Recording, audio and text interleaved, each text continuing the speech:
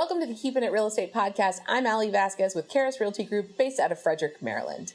Let's talk about one of my favorite clients. We're going to call him Ed. Ed is a real success story. The fact that we even managed to get Ed into a house and the fact that Ed managed to stay in his house, we've obviously changed his name. Ed is going to be short for Eduardo in this one. So Ed came and applied for a loan to purchase a home, and Ed does not make a lot of money. Ed barely, he doesn't make much money at all.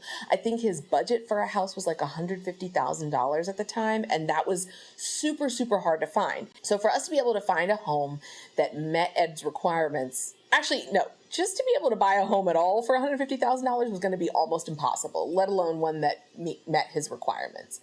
We worked so tirelessly hard to get him to qualify for $150,000. It was not a slam dunk. We were working behind the scenes all the time, coming up with letters of explanation, trying to document all of his income. He worked for a landscaping company, so, there was a lot of overtime and this and that. But at that time, Ed was not he was not a legal permanent resident at the time, but he did have what's called he basically was allowed to stay for 2 years at a time in this country, and then he would have to renew it. Well, he had hit a little bit of legal troubles, and it was kind of up for grabs whether or not he would stay or not. But at that point, the loan officer didn't ask for that information, and it just looked like he was going to renew the next time.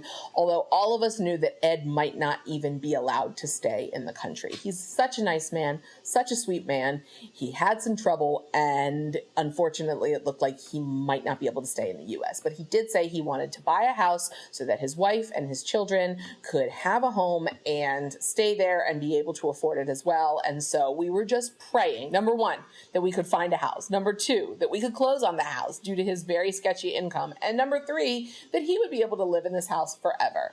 So we found a house finally, and it was in Boonesboro. And we do the inspection, and now Ed and his friends are very good at renovating things, so almost nothing scares them as far as the condition of the house.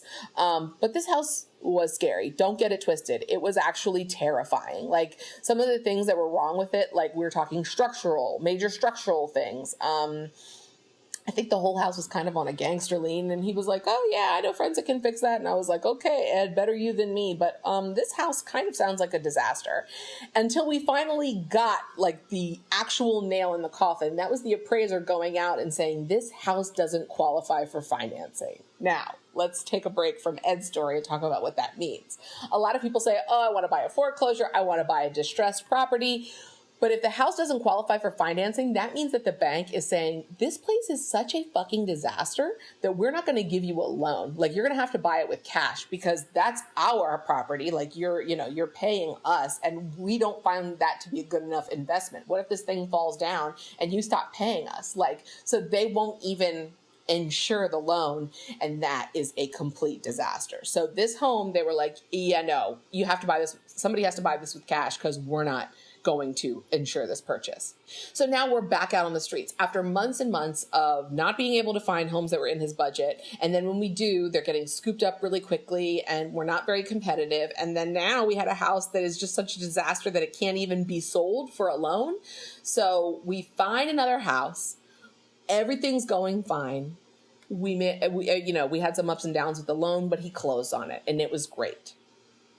Flash forward to 2 or 3 years later, I get a call, and it's Ed, and Ed is almost in tears, and he's like, yeah, Allie, I think we've almost reached the point where I'm not going to be allowed to stay in this country, and I think I'm going to have to sell the house because I'm just not sure if we can afford it, and I'm just not sure if I'm not here, if my wife can do it on her salary, and not only that, but she's going to have to work less so she can stay with the kids more.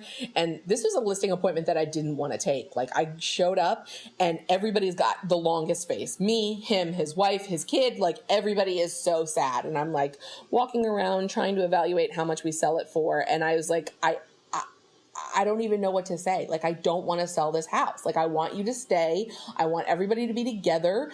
I want everything to work out well. Like, I don't even want to give you a number right now because I don't want to have to sell this house. And he's like, I know, I agree, but I want you to think of a number. And so hopefully I call you in a couple months and I have good news. And so I literally lived in fear for the day that his number popped up on my caller ID. I was like, oh my God, I really don't want to hear from him. 2 months later, I see his phone number come up, and I was like, I should just not answer it. And then I was like, oh my God, what's wrong with you? Answer it. So I answered it, and everything had worked out, and his trial was over, and he got to stay, with his family, and he got to stay in this beautiful little house that he's been adding on, and it's beautiful. And, he made like this huge tree house out for his son. And so everything worked out, and Ed was a real success story from, I'm not sure this man's going to be able to afford to buy a house. I'm not sure this man is going to be able to even stay in the country to be able to enjoy it. Everything worked out, and Ed lives there to this day. Super happy. Thanks for coming to the Keeping It Real Estate podcast. See you next time. Bye.